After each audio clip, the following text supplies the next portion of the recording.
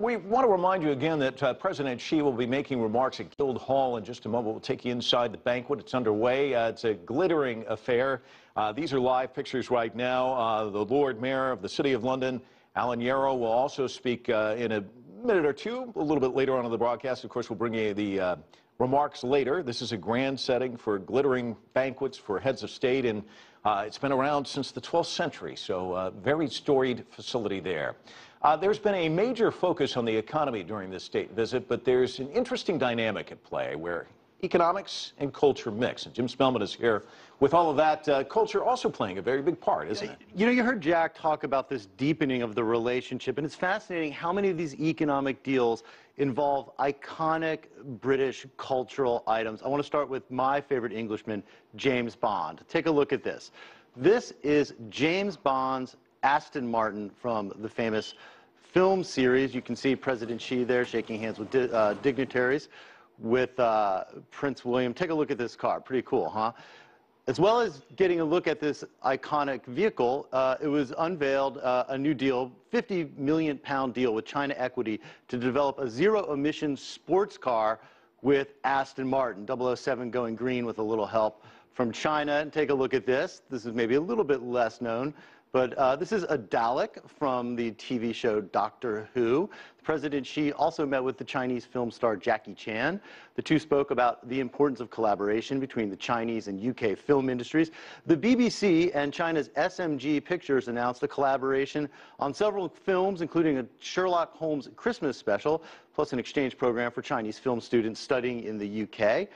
President Xi got to interact a little bit with the Kung Fu Panda, and he got to tour here a double-decker bus, the iconic British mass transportation vehicle. Chinese manufacturers showed off all electric double-decker buses as part of a joint venture with a Scottish manufacturing company. And take a look at this, Madam Peng meeting with Princess Kate and other members of the royal family. Mike, I think the visuals of this trip are fascinating and perhaps speak as loudly as the trade deals on how close these two countries have become and this future course that they've set. Yeah, he certainly spent a lot of time with the royal family. There's no doubt about it. We just saw him a short time ago with Prince Andrew at this event. What other deals shaking?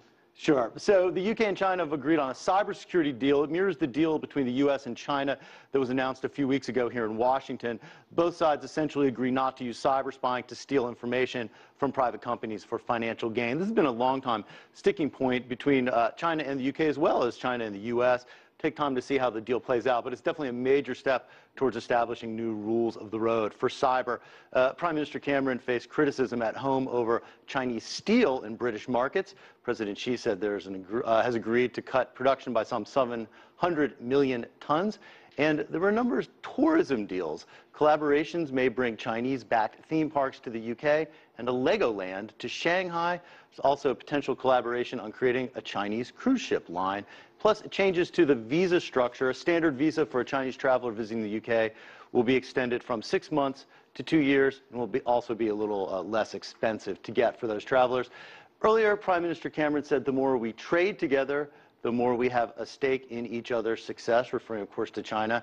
And Mike, you're seeing it on display here, running through all parts of British and Chinese culture, financial deals, cultural deals to facilitate the person-to-person exchanges that we know are so important in these type of arrangements. You know, it's so interesting because it has been so wide-ranging. But one of the other things we heard at Downing Street, of course, steel. They've been talking a lot about steel in the last couple of days. Every time these type of visits happen, whoever the host government is have to deal with internal politics.